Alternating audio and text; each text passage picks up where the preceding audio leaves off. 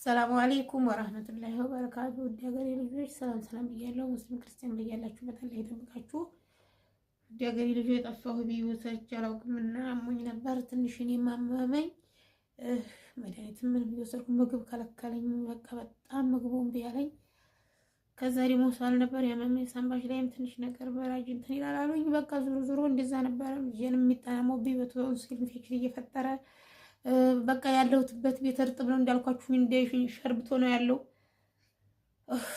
እና ያለ መሰል ልጆችን ሁላ እንዲያሉ ታመውብኝ ለስረዲም ከትምህርት ቤት ታሟል ነው ሰጅ ተብዬ ተደውሎልኝ እሱንም ሐኪም ቤት እንትን ስል ሰነበትኩ ምናምን እኔም አሞኝ ነበር። ለዛ ነው የጠፋሁትና ያው እንደዚህ ነው የምላችሁና ደግሞ ውድ ሀገሬ ልጆች አሁን የምሰራው ይሄን ቪዲዮ እንደው ላላ ብላችሁ አላህ ከሙሲባ ይጠብቃችሁ። ታብታብ ኮፒ ምንድነው እኮ ሪፖስት ኮፒ ሊንክ እያደረጋችሁ መርዳት ለሚፈልጉ ሰዎች አድርሱልኝ።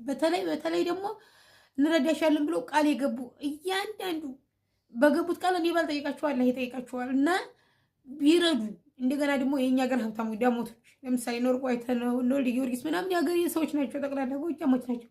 ለዛ ቢረዱ እና ሲሆን ለልጆች ብንወርዳቸው ብድንላቸው ባልዲን ራሱ እስከሞት ምን ልብላቸው እያልኩ ባልጨነቅ ብረዱ ባይነኝ። ከዛ በተረፈ ደግሞ ሰው መርዳት የሚያስደስታችሁ ወገኖች አካውንቴ ቫይው ላይ ያለ ብር ላኩልኝና በጣም አሞኝ ነው ያለሁት።